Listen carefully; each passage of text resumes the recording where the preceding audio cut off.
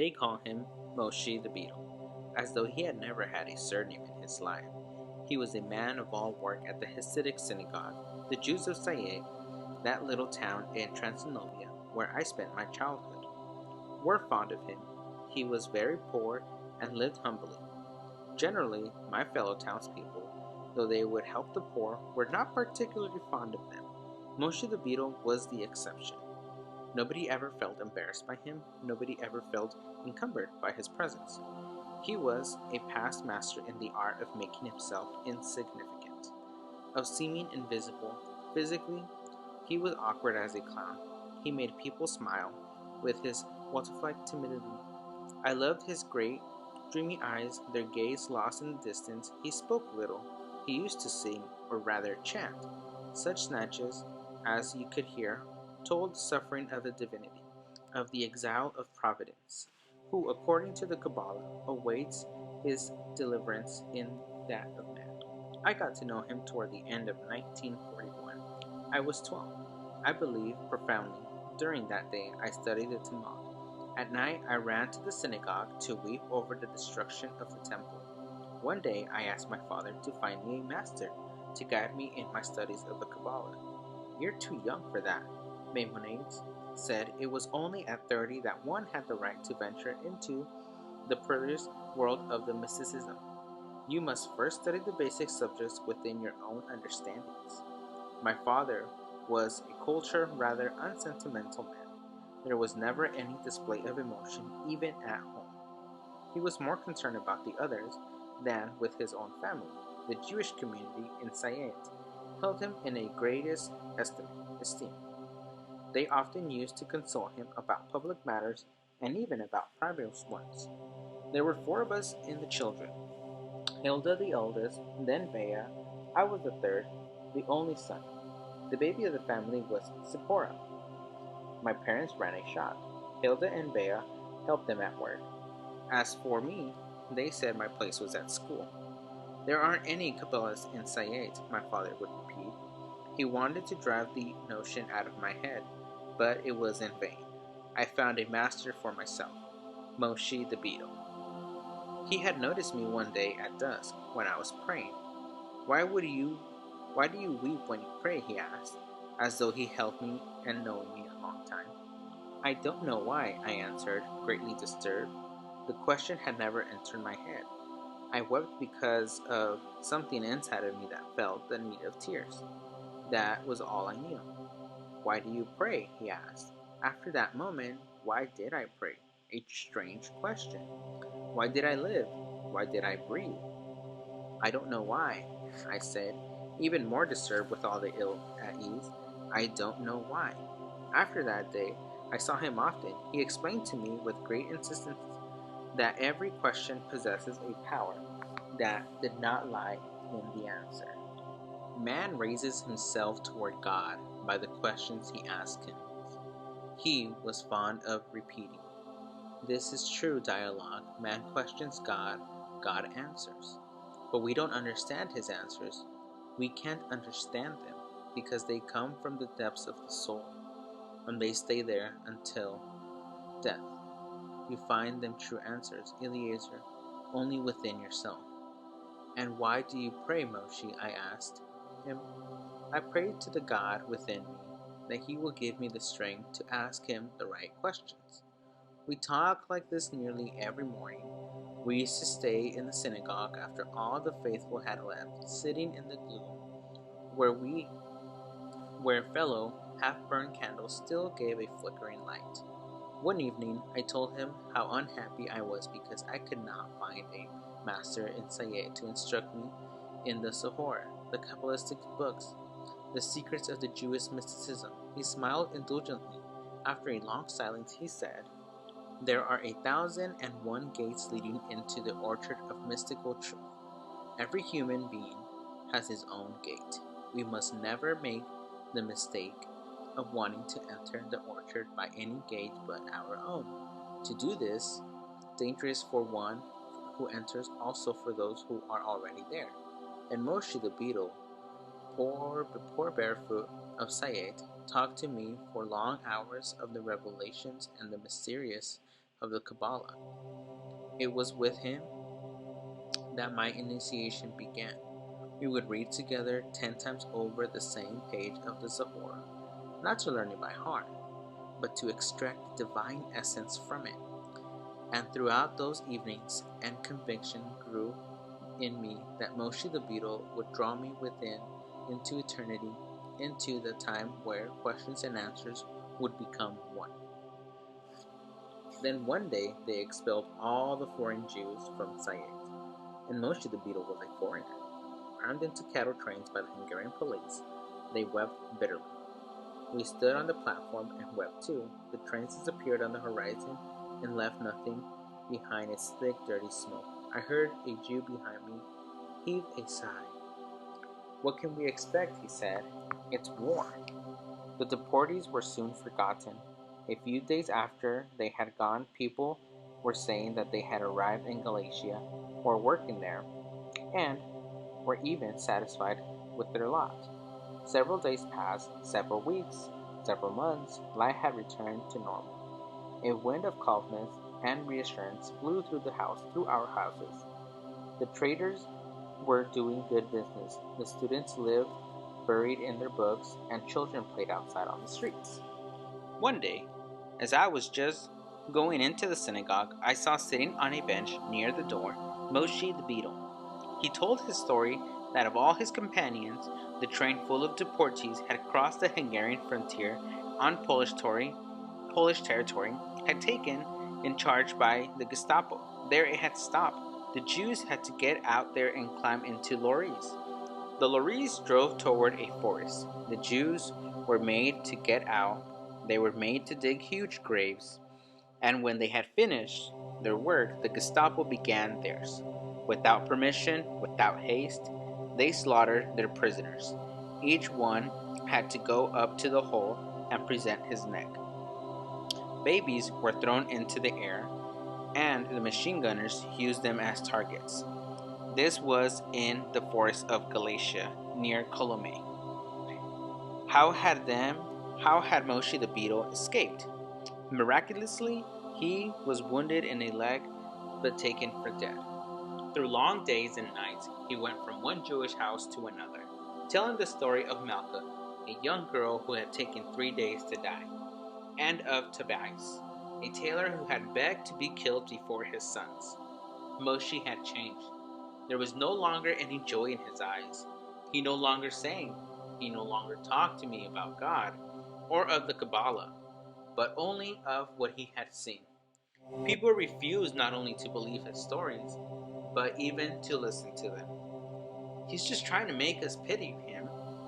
What an imagination he has," they said. Or even, "Poor fellow, he's gone mad." And as for Moshe, he wept. "Jews, listen to me. It's all that I ask of you. I don't want your money or pity. Only listen to me," he would cry between prayers at dusk and evening prayers. I did not believe him myself. I would often sit with him in the evening after the service, listening to his stories and trying my hardest to understand his grief. I felt only pity for him. "They take me for madman," he would whisper, and tears like drops of wax flowers from his eyes. Once I asked him this question: "Why are you so anxious that people should believe what you say? In your place, I shouldn't care whether they believe me or not." He closed his eyes as though to escape time. "You don't understand," he said in despair. "You don't understand. You can't understand. I have been saved miraculously. I managed to get back here. Where did I get the strength from? I wanted to come back to Sayed to tell you the story of my death, so that you could prepare yourselves while there was still time. To live? I don't attach my importance to my life anymore. I'm alone. No, I wanted to come back and to warn you and see how it is. No one will listen to me." This was toward the end of 1942. Afterward, life returned to normal. The London radio, which we listened to every evening, gave us heartening news. The daily bombardment of Germany, Stalingrad, preparation for the Second Front, and we, the Jews of Sayet, were waiting for the better days. which could not be long in coming now. I continued to devote myself to my studies. By day, the Talmud, at night, the Kabbalah. My father was occupied with his business and the doings of the community. My grandfather had come to celebrate the New Year's with us so that he could attend the services of the famous Rabbi of Borscht. My mother began to think it was high time to find a suitable young man for Hilda. Thus, the year 1943 passed by. Spring 1944. Good news from the Russian front. No doubt could remain now of Germany's defeat. It was only a question of time, of months, or weeks perhaps. The trees were in blossom. This was a year like any other, with its springtime, its bethrals, its weddings, its births. People said, the Russian army's making gigantic strides forward. Hitler won't be able to do us any harm, even if he wants to. Yes, we even doubted that he wanted to exterminate us. Was he going to wipe out a whole people? Could he exterminate a population scattered through many countries? So many millions? What methods could he use? And in the middle of the 20th century? Besides, people were interested in everything. In strategy, in diplomacy, in politics, in Zionism, but not in their own faith. Even Moshe the Beetle was silent. He was wary of speaking. He wandered in the synagogue or in the streets with his eyes down, back bent, avoiding people's eyes. At the time, it was still possible to obtain immigration permits for Palestine. I had asked my father to sell out, liquidate his business, and leave. I'm too old, my son, he replied. I'm too old to start a new life. I'm too old to start from scratch again in a country so far away. The Budapest radio announced that the fascist party had come into power. Horthy had been forced to ask one of the leaders of the Nihilist Party to form a new government. Still, this was not enough to worry us. Of course, we had heard about the fascists, but they were still just an abstraction to us. This was only a change in the administration. The following day, there was more disturbance news. With the government permission, German troops had entered Hungarian territory. Here and there, anxiety was aroused. One of our friends, Berkowitz, who had just returned from the capital, told us, the Jews in Budapest are living in an atmosphere of fear and terror. There are anti-Semitic incidents every day in the streets, in the trains. The fascists are attacking Jewish shops and synagogues. The situation is getting very serious. This news spread like wildfire through Sayet. Soon it was on everyone's lips, but not for long. Optimism soon revived. The Germans won't get far as this. They'll stay in Budapest. There are strategic and political reasons. Before 3 days had passed, German army cars had appeared on our streets. Anguished German soldiers with their steel helmets and their emblem, the death's head. However, our first impression of the Germans were most reassuring. The officers were billeted in private houses, even in the homes of Jews. Their attitude toward their host was distant but polite. They never demanded the impossible, made no unpleasant comments, and even smiled occasionally at the mistress of the house. One German officer lived on the opposite house of ours. He had a room with the Kahn family. They said he was a charming man, calm, likable, polite, and sympathetic. 3 days after he moved in, he bought Madame Kahn a box of chocolates. The optimist rejoiced.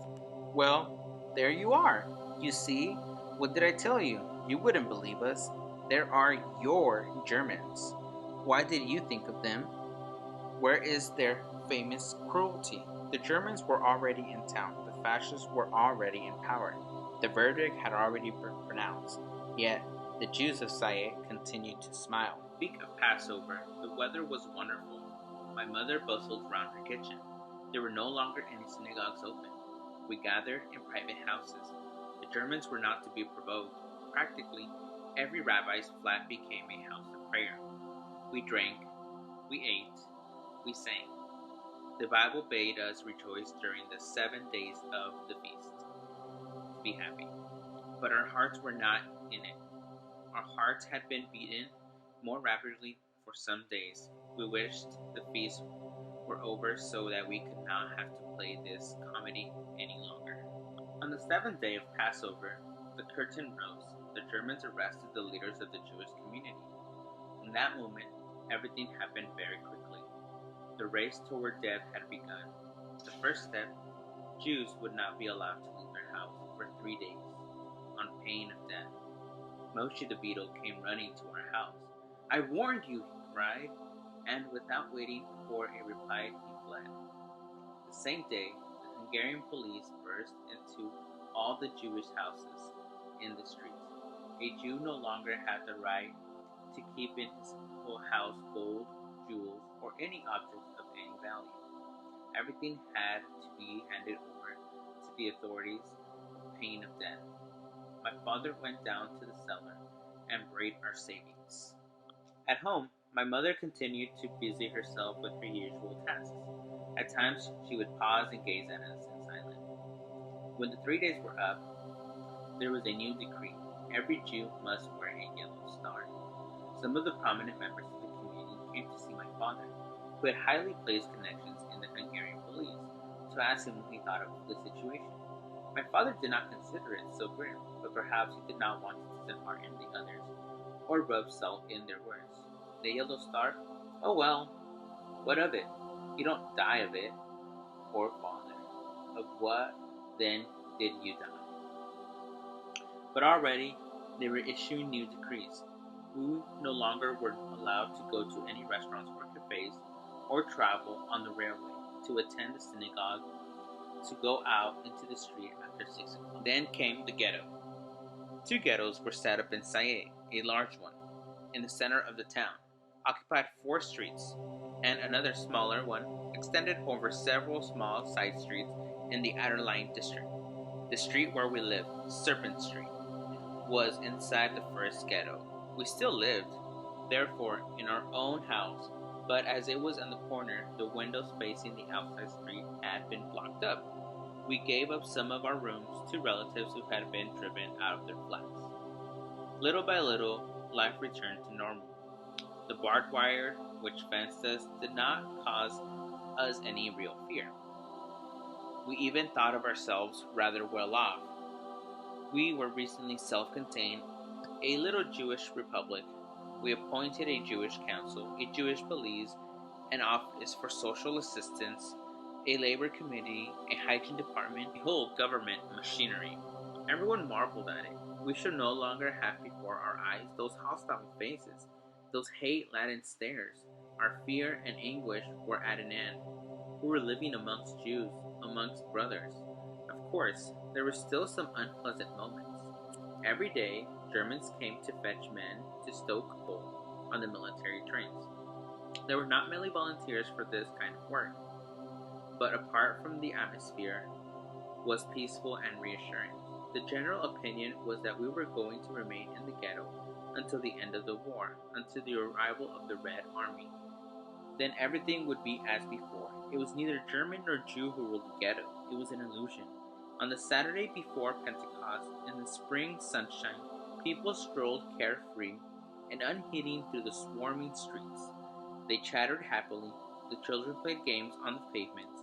With some of my schoolmates, I sat in the Erza Malkin gardens, studying a treatise on the Talmud. Night fell. There were 20 people gathered in our backyard. My father was telling them anecdotes and unexpounding his own views on the situation. He was a good storyteller. Suddenly the gate opened and Stern, a former tradesman who had become a policeman, came in and took my father aside. Despite the gathering dust, I saw my father turn pale. "What's the matter?" we all asked him. "I don't know. I've been summoned to an extraordinary meeting of the council. Something must have happened." The good story he had been in the middle of telling us to remain unfinished. "I'm going there," he went on. "I shall be back as soon as I can. I'll tell you all about it. Wait for me." We were prepared to wait for some hours. The backyard became like the hall outside an operating room. We were only waiting for the door to open to see the opening of the firmament itself. Other neighbors, having heard rumors, had come to join us. People looked at their watches. The The time passed very slowly. What could such a long meeting mean? I've got a premonition of evil, said my mother. This afternoon, I noticed some new faces in the ghetto. 2 German officers from the Gestapo, I believe. Since we've been here, not a single officer has shown himself. It was nearly midnight. No one had wanted to go to bed. A few people had paid a flying visit to their homes to see that everything was all right. Others had returned home, but they left instructions that they would be told as soon as my father came back. At last the door opened and he appeared. He was pale. At once he was surrounded. What happened? Tell us what happened. Say something. How avid we were at the moment for one word of confidence, one sentence to say that there were no grounds for fear, that the meeting could not have been more commonplace, more routine, that it had only been questions for social welfare, of sanitary arrangements, but one glance at my father's haggard face was enough. I have terrible news, he said. At last, deportation. The ghetto was to be completely wiped out. We were to leave street by street, starting the following day. We wanted to know everything, all the details. The news had stunned everyone, yet wanted to drain the bitter draught to the dregs. Where are we being taken? This was a secret from all except one, the president of the Jewish Council. But he would not say, he could not say. The Gestapo had threatened him to kill if he talked. There are rumors going around, said my father in a broken voice, that we're going somewhere in Hungary to work in the brick factories. Apparently, the reason is that the front is too close here. And after a moment of silence, he added, each person will be allowed to take only his own personal belongings, a baggage over their backs, some food, few clothes, nothing else. Again, a heavy silence. Go and wake the neighbors up, said my father, so that they can get ready. Shadows beside me awoke as far a long sleep. They fled silently in all directions. For a moment we were alone. Then suddenly, Vita Recht, a relative who was living with us, came into the room. There's someone knocking on the blocked-up window, the one that faces outside. It was not until after the war that I learned who it was that had knocked. It was an inspector in the Hungarian police, a friend of my father. Before we went into the ghetto, he had told us, do not worry. If there's any danger, I'll warn you. If he could have spoken to us that evening, we could perhaps have fled. But by then, the time we had managed to open the window, it was too late. There was no one outside. The ghetto awoke, one by one. Lights came on the windows. I went into the house, one of my father's friends. I woke up the head of the household, an old man with a gray beard and his eyes of a dreamer. He was stopped from a long night of study. Get up, sir, get up! You've got to get ready for the journey. You're going to be expelled from here tomorrow with your whole family and the rest of the Jews. Where to? Don't ask me, sir. Don't ask me any questions. Only God can answer you. For heaven's sake, get up! He had not understood a word I was saying. He probably thought I had gone out of my mind. What tale is this? Get ready for the journey? What journey? Why? What's going on? Have you gone mad? Still half asleep, he stared at me with terror-stricken eyes, as though he expected me to burst out laughing and say in the end, get back to bed. Go to sleep. Pleasant dreams. Nothing happened at all. It was all a joke. My throat was dry. The words choked in it, paralyzing my lips. I could not say any more. And he understood. He got out of bed and with automatic movements began to get dressed. Then he went up to the bed where his wife slept and touched her brow with infinite tenderness. She opened her eyes, and it seemed to me that her lips were burst by a smile. Then he went on to his children's, and then woke us swiftly. Dragging them from their dreams, I fled. Time passed very quickly. I was already 4 o'clock. My father ran right, and I left. Exhausted, comforting friends, running to the Jewish council to see the edict, if not been revoked in the meantime. At the very last moment, a germ of hope stayed alive in our hearts. The women were cooking eggs, roasting meat, baking cakes, and making knapsacks. The children wandered all over the place, hanging their heads, not knowing what to do with themselves, where to go, or to keep getting away from the grown-ups. Our backyard had become a real marketplace. Household treasures, valuables, carpet, silver, candelabra, prayer books, Bibles, and other religious articles littered the dusty ground beneath the wonderful blue sky. Instead of objects which looked as though they had never belonged to anyone. By 8 o'clock in the morning, a weariness like molten lead began to settle in the veins, the limbs, the brain. I was in the midst of my parents when suddenly there were shouts in the streets. I tore myself from black trees and ran into the window. Hungarian police had entered the ghetto and were shouting into the neighborhood streets. All Jews, hurry! Some Jewish police went into the house, saying in broken voices, the time's come now. You've got to leave all this. The Hungarian police struck out torturous and rifle butts to right and left without reason, indiscriminately, their blows falling upon old men and women, children and individuals alike. One by one, the houses emptied and filled the street with people and bundles. By 10 o'clock, the gunmen were outside. The police took roll call once, twice, 20 minutes. The heat was intense. Sweat streamed from faces and bodies. Children cried for water. Water! There was plenty, close at hand, in the house, in the yards. They were forbidden to break the ranks. Water, Mommy, water! The Jewish police from the ghetto were able to both find and fill the jugs secretly. Since my sisters and I were destined for the last convoy, we were still allowed to move about. We helped them as much as we could.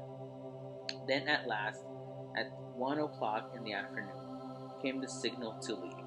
There was joy, yes, joy. Perhaps they thought that God could have devised no torment in hell worse than that of sitting there among the bundles in the middle of the road beneath a blazing sun, that anything could be preferable to that. They began their journey without backward glance at the abandoned streets, the dead, empty houses, the gardens, the tombstones. On everyone's back was a pack. In everyone's eyes was suffering, drowned in tears. Slowly, heavily, the procession made its way to the gate of the ghetto. And there was I, on the pavement, unable to make a move. Here came the rabbi, his back bent, his face shaved, his pack on his back. His mere presence among the deportees added a touch of unreality to the scene. It was like a page torn from the book of a story, from some historical novel about captivity of Babylon or the Spanish Inquisition. One by one, they passed in front of me. Teachers, friends, others, all those I had been afraid of, all those I once could have laughed at, all those I lived with over the years. They went by, fallen, dragged their packs, dragging their lives, deserting their homes, the years of their childhood, cringing like a beaten dog. Passed without a glance in my direction. They must have envied me. The procession disappeared round the corner of the street. A few spaces farther on, and they would have passed beyond the ghetto walls. The street was like a marketplace that had suddenly been abandoned. Everything could be found there. Suitcases, portfolios, briefcases, knives, plates, banknotes, papers, and portraits, all those things that people had thought of taking with them, and which in the end they had left behind. They had lost all value. Everywhere rooms lay open, doors and windows gaped into the emptiness. Everything was free for everyone, belonging to nobody. It was simply a matter of helping oneself. An open tomb, a hot summer sun. We had spent the day fasting, but we were not very hungry. We were exhausted. My father had accompanied the deportees as far as the entrance of the ghetto. They first had to go through a big synagogue, where they were minutely searched to see they were not taking away any gold, silver, or other objects of value, outbreaks of hysteria, and the blows with the truncheons. When it was our turn coming, I asked my father, the day after tomorrow, at least, unless things turn out differently. A miracle, perhaps? Where were the people being taken to? Didn't anyone know yet?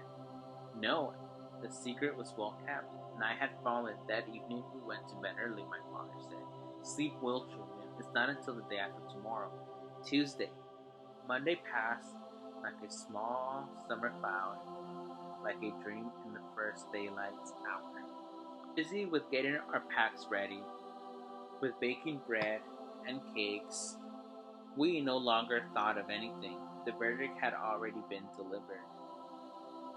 That evening, our mother made us go to bed early. To conserve our strength, she said. It was their last night alone. I was up at dawn. I wanted time to pray before we were expelled.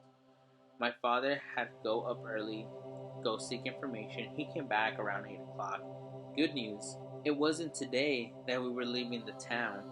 We were only to move into the little ghetto. There we would wait for the last transport. We would be the last to leave. At 9 o'clock Sunday, scenes began all over again. Policemen with truncheons yelling, "All Jews outside!" We were ready. I was the first to leave. I did not want to see my parents' faces. I did not want to break into tears. We stayed sitting down in the middle of the road as the others had done the day before yesterday. There was the same eternal heat, the same thirst. There was no longer anyone left to bring us water. I looked at our house, where I had spent so many years in my search for God and fasting in order to hasten the coming of the Messiah, in imagining what life would be like. Yet I felt little sorrow. I thought of nothing. Get up, count off, standing, counting off, sitting down, standing up again, on the ground once more, endlessly. We waited impatiently to be fetched. What were they waiting for? At last the order came. Forward! March! My father wept. It was the first time I had ever seen him weep. I had never imagined that he could. As for my mother, she walked with a set of expression on her face, without a word, deep in thought. I looked at my little sister, Zipporah, her fair hair well combed, a red coat over her arm, a little girl of 7. The bundle of her bag was too heavy for her. She gritted her teeth. She knew by now that it would be useless to complain. The police were striking out their trenchers. Faster! I had no strength left. The journey had only just begun, and I felt so weak. Faster, faster! Get on with you, lazy swine! Yelled the Hungarian police. It was from that moment that I began to hate them, and my hate is still the only link between us today. They were our first oppressors. They were the first of the faces of hell and death. We were ordered to run. We had advanced in double time. Who would have thought we were so strong? Behind their windows, behind their shutters, our compatriots looked out as we passed. Last, we reached our destination. Throwing our backs to the ground, we sank down. O God, Lord, the universe, take pity upon us. Thy great mercy. The little ghetto, 3 days before, people had still been living there. The people who had owned the things we were using now, they had been expelled. Already we had completely forgotten them. The disorder was greater than in the big ghetto. The people must have been driven out unexpectedly. I went to see the rooms where my uncle's family had lived. On the table there was a half-finished bowl of soup. There was a pie waiting to be put in the oven. Books were littered about on the floor. Perhaps my uncle had dreams of taking them with him. We settled. What a word. To get some wood, my sister lit the fire. Despite her own weariness, my mother began to prepare a meal. We must keep going. We must keep going, she kept on repeating. The people's moral was not too bad. We were beginning to get used to the situation. In the street, they even went as far to have the optimistic conversation. The Boche would not have time to expel us, they were saying, as far as those who had already been deported were concerned. It was too bad. No more could be done, but they could probably allow us to live out our wretched little lives here until the end of the war. It was not guarded. Everyone could come and go as they pleased. Our old servant, Martha, came to see us. Weeping bitterly, she begged us to come to her village, where she could give us safe refuge. My father did not want to hear of it. You can go if you want, he said to me and my older sister. I shall stay here with your mother and the child. Naturally, we refused to be separated. Night, no one prayed, so that the night would pass quickly. The stars were only sparks of the fire which devoured us. Should the fire die out one day, there would not be nothing left in the sky but dead stars, dead eyes. There was nothing else to do but to go to bed, into the beds of the absent ones, to rest, to gather one's strength. At dawn, there was nothing left of this melancholy. We felt as though we were on holiday. People were saying, who knows, perhaps we are being deported for our own good. The front isn't very far off. We shall soon be able to hear the guns, and then the civilian population would evacuate anyways. Perhaps we were afraid we might help the guerrillas. If you ask me, the whole business of deportation is just a phase. Oh yes, don't laugh. The Boche just want to steal our jewelry. They know we've buried everything and they'll have to hunt for it. It's easier when the owners are on holiday. These optimistic speeches, which no one believed, helped to pass the time. A few days we lived here went by pleasantly. Enough in peace, people were better disposed toward one another. There were no longer any questions of wealth, of social distinction and importance. The only people all condemned to the same fate, still unknown. Saturday, the day of rest, was chosen for expulsion. The night before, we had the traditional Friday evening meal. We said the customary grace for the bread and wine, and we swallowed our food without a word. We felt, we gathered for one last time around the family table. I spent the night turning over through the memories in the line, unable to find sleep. At dawn, we were in the streets, ready to leave. This time, there was no Hungarian police. Agreement had been made with the Jewish Council that they should organize it all themselves. Our convoy went toward the main synagogue. The town seemed deserted, yet our friends of yesterday were probably waiting behind their shutters for the moment when they could pillage our houses. The synagogue was like a huge station. Luggage and tears. The altar was broken, the hangings torn down, the walls bare. There were so many of us that could sacredly breathe. We spent a horrible 24 hours there. There were men downstairs, women on the floor. It was Saturday. It was as though we had come to attend the service, since no one could go out. People were relieving themselves in a corner. The following morning, we marched to the station, where a convoy of cattle wagons was waiting. The Hungarian police made us get in, 80 people in each car. We were left with a few loaves of bread and some buckets of water. The bars at the window were checked to see that they were not loose. Then the cars were sealed. In each car, one person was placed in charge. If anyone would escape, he would be shot. 2 Gestapo officers strolled about the one platform smiling. All considered, everything had to go off very well. A prolonged whistle split in the air. The wheels began to grind. We were on our way.